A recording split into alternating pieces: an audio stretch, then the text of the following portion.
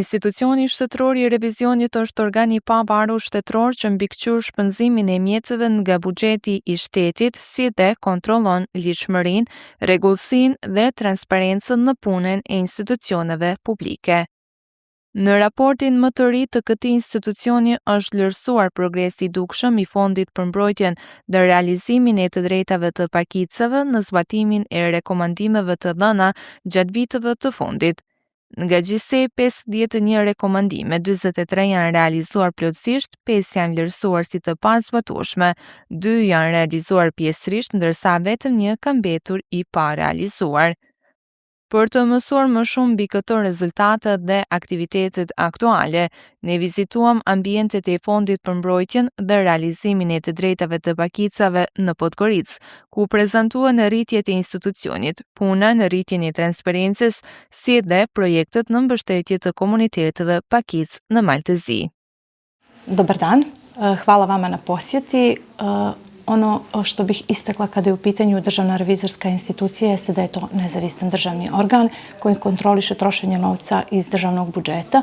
Ono što je bitno za tu instituciju istaći jeste da je Državna revizorska institucija prije svega institucija koja se bavi kontrolom pravilnosti i transparentnosti rada institucija. Da, Državna revizorska institucija je vršila kontrolu pravilnosti rada Fonda za zaštitu i ostvarivanje manjinskih prava i to je već 4. terenska kontrola. Prema najnovijem izveštaju Državne revizorske institucije koje je upravo iz aprila mjeseca ove godine Fond za zaštitu i ostvarivanje manjinskih prava je ostvario izuzetne rezultate u pogledu same realizacije preporuka Državne revizorske institucije. Kada je u pitanju posljednji izvještaj, znači od ukupno 51 preporuke Državne revizorske institucije, čak 43 preporuke su u potpunosti realizovane, dok se 5 preporuka tretira kao neprimjenjivo, što znači čini ukupno 48 preporuka Državne revizorske institucije koji ne zahtijevaju dalje praćenje.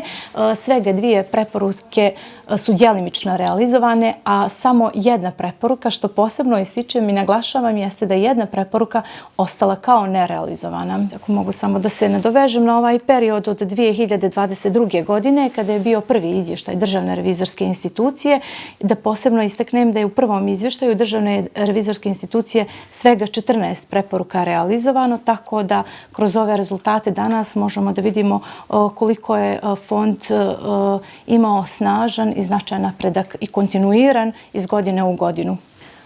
Nepravilnosti i zloupotrebe u raspodjeli sredstava mi kao institucija čija je prioritetna djelatnost upravo sama raspodjela sredstava aplikantima putem javnog konkursa nastojimo da spriječimo znači sve moguće zloupotrebe i nepravilnosti. Upravo to je najveća prednost kroz preporuke DRI-a jer smo poboljšali transparentnost kao i samu kontrolu sredstava koji su obezbijeđeni javnim konkursom i finansiranje aplikanata. Proces se privodi kraju, u završnoj je fazi, dakle smatra se da će biti završen krajem 2026. godine. Ono što je ostalo da se prati jesu upravo ove 3 preporuke o kojima sam govorila, od kojih su 2 djelimično realizovane i 1, opet naglašavam, 1 koja je nerealizovana. Fahreta Smajlović gjithashtu prezantoi edhe bibliotekën e fondit, e cila ekziston që nga themelimi i tij. Bëhet fjalë për një bibliotekë ndihmëse, e hapur për publikun me qëllim që të jetë në shërbim të popujve pakic dhe komuniteteve kombëtare në Maltezi. Biblioteka posedon mbi 2000 tituj në gjuhë të ndryshme, përfshirë gjuhën shqipe, malezeze, serbe, rome dhe bosnjake, ndërsa mbi 500 tituj i përkasin komunitetit shqiptar. Të interesuarit mund të vizitojnë dhe shfrytëzojnë fondin bibliotekar çdo ditë punën nga ora 9 deri në ora 15, ndërsa është paralajmëruar edhe digitalizimi i materialeve për qasje më të lehtë të publikut. Biblioteka fonda zapravo postoji od samog osnivanja fonda. U pitanju je priručna biblioteka, kao što možete i vidjeti. Ona je otvorena sa ciljem da bude dostupna javnosti, prije svega manjinskim narodima i manjinskim nacionalnim zajednicama iz Crne Gore. Biblioteka sa fondom kojim raspolaže, koji je preko 2000 izdanja, nastala je zapravo iz projekata koji su finansirani i podržani sredstvima Fonda za zaštitu i ostvarivanje manjinskih prava. Ono što možemo istaći kao novitet u odnosu na ovu priručnu biblioteku jeste da je ona dostupna javnosti i to svakog radnog dana u periodu od 9 do 15 sati, tako da zainteresovana javnost, bilo da su u pitanju učenici, studenti, istraživači ili druga lica koje su zainteresovana za materiju, mogu svakako u prostorijama fonda čitati i koristiti bibliotečku građu, ali također mogu i iznajmiti bibliotečku građu prema pravilima o iznajmljivanju bibliotečke građe.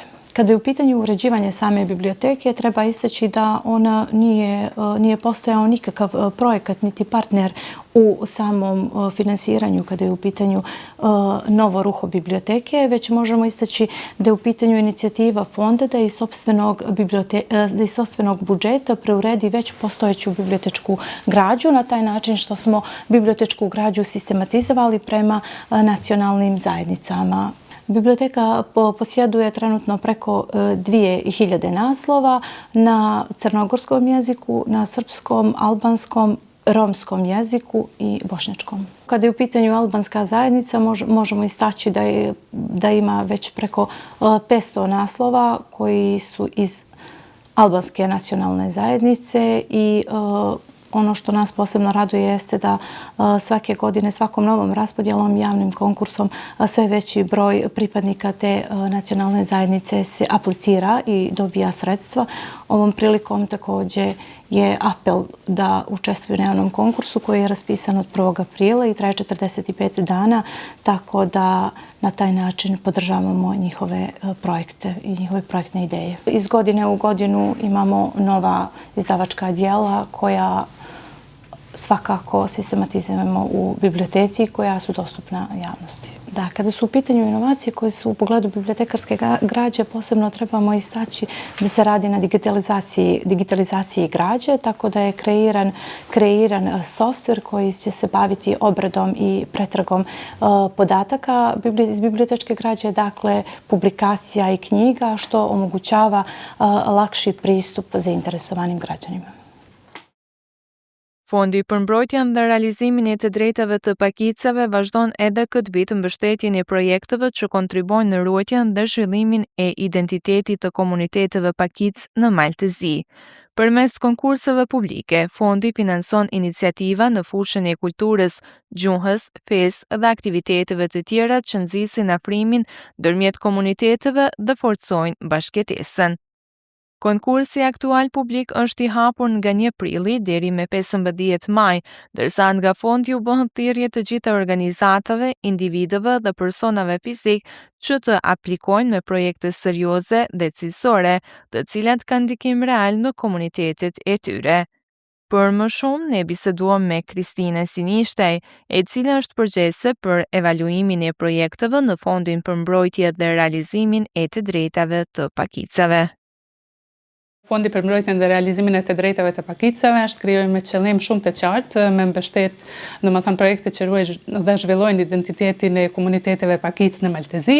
Kjo përfshin kulturën, gjuhën, fenë dhe aktivitete të tjera të cilat kanë për qëllim të afrojnë komunitetet dhe të forcojnë bashkëtesën me komunitete të ndryshme. Fondi çdo vit shpall konkurs për me dhënë mundësi organizatave dhe individëve, po ashtu edhe personave fizik që të konkurojnë dhe të realizojnë projekte që kanë ndikim real në komunitetet e tyre. Konkursi aktual është i hapur me 1 prill dhe mban deri me 15 maj dhe i ftojmë të gjithë ata që kanë projekte serioze të aplikojnë. Sa mjete janë darë këtë vit për financimin e projekteve dhe a ka ndryshim në krahasim me vitet e kaluara?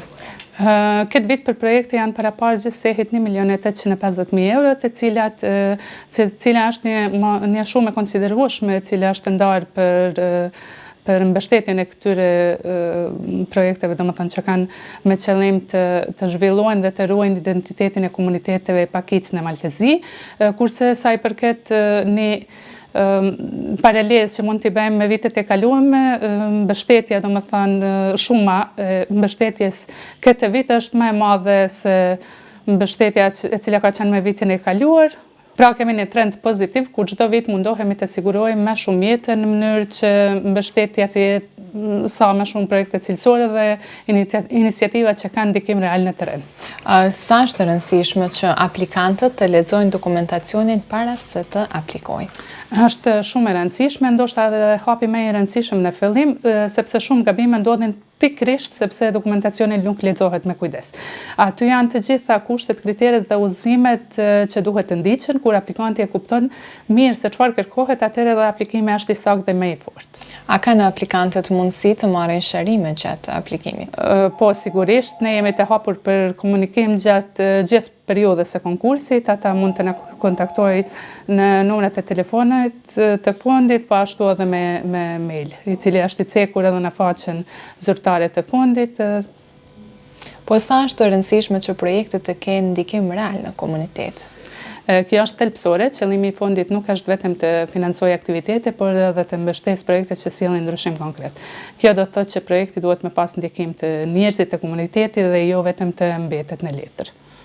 Dhe kush vendos përfundimisht se cilat projekte do të financohen? Vendimi përfundimtar për projekte nuk e merr fondi, por një komision që zgjedhet nga kuvendi dhe kjo është shumë e rëndësishme për të garantuar pavarësi dhe objektivitet në gjithë procesin. Pra, si institucion organizojmë konkursin, përcaktojmë rregullat dhe kujdesemi për të gjithë procedurën, por në fund komisioni është ai që vlerëson dhe merr vendimin mbi shpërndarjen e mjeteve të cilat janë të siguruara me këtë konkurs. Procesi i aplikimit shpesh konsiderohet i ndërlikuar dhe me shumë burokraci. Si e komentoni këtë dhe a ka hapësirë për lehtësim të procedurave? Po, është e vërtetë se procesi i aplikimit nuk është gjithmonë i lehtë dhe ka një nivel të caktuar burokracie. Ne jemi të vetëdijshëm për këtë dhe kuptojmë se aplikantit ndonjëherë shohin si sfidë. Megjithatë, duhet me pas parasysh se bëhet fjalë për mjete publike për të cilat duhet të ekzistojnë rregullat e qarta dhe dokumentacion i kontrolluar në çdo hap. Në këtë moment disa pjesë të procesit nuk mund të thjeshtohen më shumë, sepse janë të përcaktuara me ligje dhe procedura të cilat ne jemi të detyruar t'i respektojmë. Po si zhvillohet konkretisht procesi i vlerësimit nga komisioni? Procesi i vlerësimit është ndërtuar në disa hapa, pikërisht për të qenë sa më i drejtë për rregull. Fillimisht bëhet një kontroll formal të gjitha aplikimeve, ku shikohet nëse dokumentacioni i projektit është i plot dhe mbasandej vetëm ato projekte të cilat i përmbushin këto kushte mund të kalojnë në vlerësim të komisionit. Ndërsa çfarë ndodh me projektet që nuk i plotësojnë kushtet? Projektet që nuk i plotësojnë kushtet formale nuk mund të vazhdojnë me tej në proces, nuk hyjnë fare në fazën e vlerësimit me pikë. Domethënë kjo do të thotë se nëse mund bëhen një dokument i detyrueshëm, ata nuk kanë të drejtën të vazhdojnë apo nuk ju dorëzohen të themi komisionit për t'i vlerësuar me tej. Pse është kaq e rëndësishme kjo fazë e kontrollit formal? Kjo fazë është shumë e rëndësishme sepse vendos një bazë të barabartë për të gjithë. Nëse nuk kontrollohet mirë në fillim, atëherë më vonë krijohen situatat e padrejta ku disa projekte mund të kenë avantazh, domethënë të pamerituar, kurse kontrolli formal siguron që të gjitha aplikimet që hyjnë në vlerësim janë të plota dhe në përputhje me rregullat të cilat janë të caktuara. A ndikon kjo mënyrë pune në cilësinë e projekteve që zgjedhen? Po, ndikon shumë. Kur që në fillim vendosen rregullat e qarta dhe respektohen, domethënë mundesh edhe më vonë të verehet se edhe projekti është i shkruar apo i përpiluar shumë më detajisht dhe ka aktivitetet jo vetëm të matshme, por edhe aktivitete konkrete të cilat duhet realizuar dhe në bazë të cilave komisioni mund të vlerësojë se a do realizohet në mënyrë të duhur apo jo. Dhe për fund, çfarë do t'u rekomandoni aplikantëve për të shmangur këto probleme? Rekomandimi ynë është që të mos e shohin aplikimin si një formalitet, por si një proces që kërkon përgatitje, të lexojnë me kujdes të gjitha kushtet, të kontrollojnë dokumentacionin, po ashtu në faqen zyrtare të fondit është përpiluar edhe një udhëzues për aplikantët, e cili është edhe në gjuhën shqipe, i cili është interaktiv, domethënë që me linke të ndryshme mund të kalojnë direkt në dokumentacionin e duhur për konkurse apo për projekt. Dhe të shprehin idetë e tyre, që të rritet mundësia që projekti të vlerësohet pozitivisht. Kjo do ishte gjithë.